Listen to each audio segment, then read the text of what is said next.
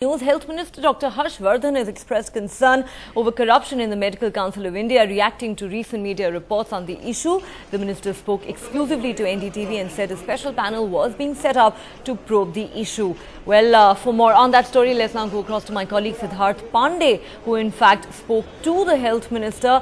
Siddharth, the Health Minister says that a special probe panel will be set up, but this is really not the first time that such serious allegations of corruption have been levelled against MCI, and at a time like this you have an anti-graft officer who says he's been facing harassment and cannot function anymore.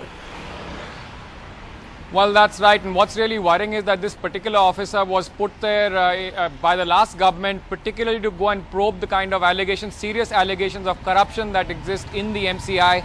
And he's written no less than 3 letters to the Health Ministry saying that as far as he's concerned, he's facing harassment, he faces a threat to probably from physical harm as well as intimidation, and especially by the hands of the president of the MCI. And that's the kind of language he's used. 3 letters he's written to the Health Ministry and finally saying that he wants to be repatriated back to his parent cadre. So that's something that he had basically stressed upon.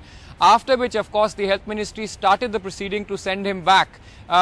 After all of this, the CVC, the parent body which looks after all the central vigilance officers, said that this particular officer has raised the red flag on corruption. He has to be provided security and to ensure that he does not face any intimidation, and so that he can actually function freely and get down to the bottom of what he's been assigned to do.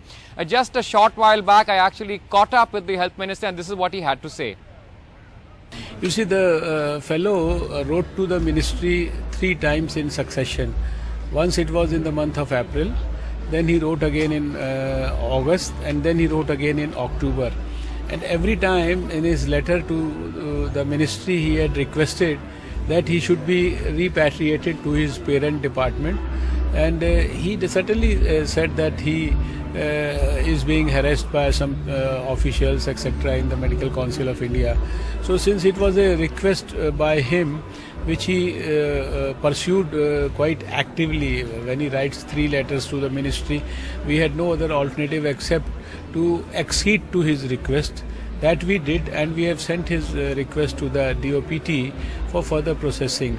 As far as his basic complaint against the functioning of the Medical Council of India is concerned, I have also echoed my views about the functioning of Medical Council of India on number of occasions. It is not that he is echoing those views.